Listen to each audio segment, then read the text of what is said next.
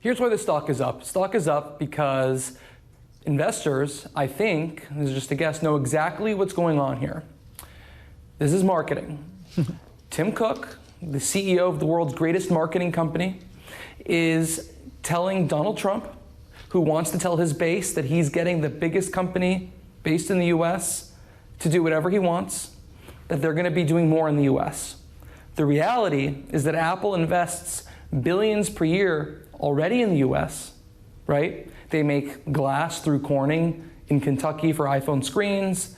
They manufacture with a company called Finisar Face ID components, that's for 3D facial recognition scanning. They do some chip production in Arizona.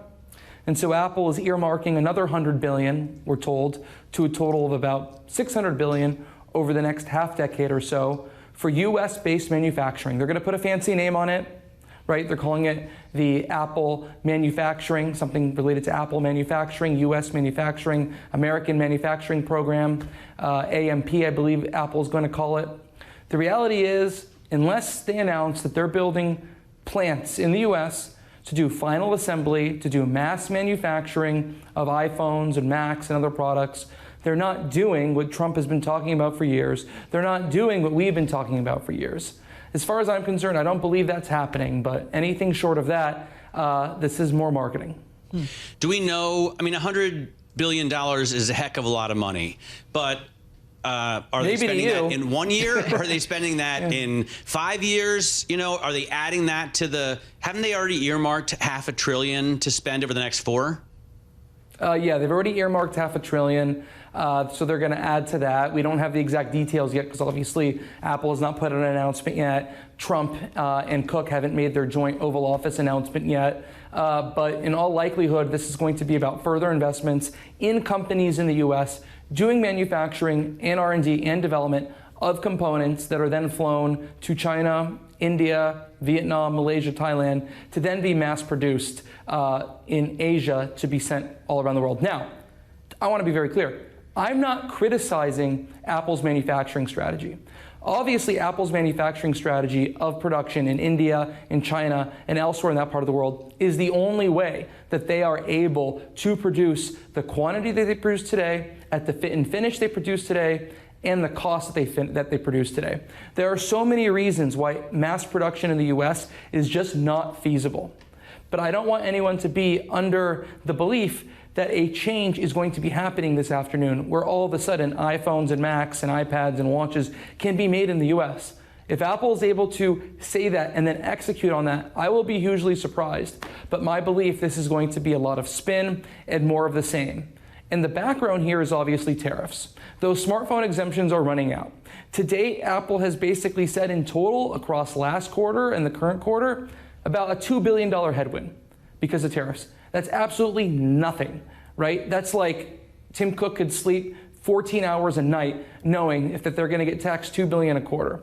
The problem is that those exemptions are going to start running out and Apple wants to avoid that. So how do we avoid that? We make a deal.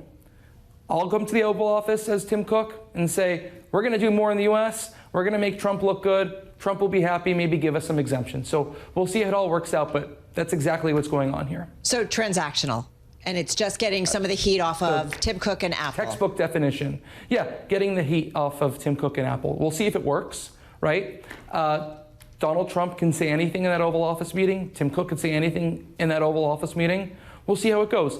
This is a tried and true playbook. Tim Cook has done this with Trump so many times, and it's basically worked every time. Apple has never been largely impacted to any material degree by any of Donald Trump's policies or tariffs, either in the first administration or thus far in the second administration. All right, let's talk about the fun stuff now.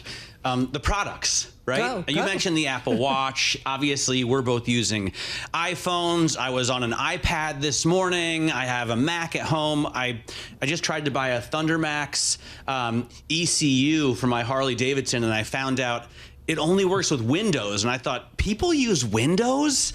How much market share does Apple actually have? Because Carol and I live in this ecosystem. Yep, Apple homes. We don't even think of, Android products, but people do use those. And like them. Well, the US is basically half and half. It tilts a little bit more to Apple when you're talking about phones, Tablets, Apple is really the market leader. Smartwatches, Apple's the market leader by far. When you're talking about computers, right, in the US, they have pretty good market share, but on a global level, the vast majority, close to 80% of the market is still dominated by Windows. But they have made strides, and the most important thing with the Mac is people keep buying them, people are holding on to them, people are sticking in the ecosystem, and they're buying more iPhones and iPads because of it. People get exposed to one product, they want to buy other products.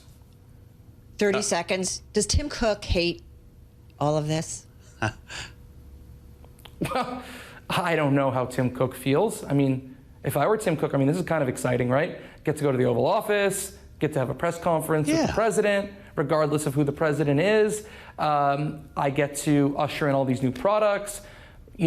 Apple is dealing with some complexities right now with AI. Not everything is going well. So it's kind of exciting that he gets to kind of put his foot down right now and try to hammer people home that something needs to change. So no more coasting.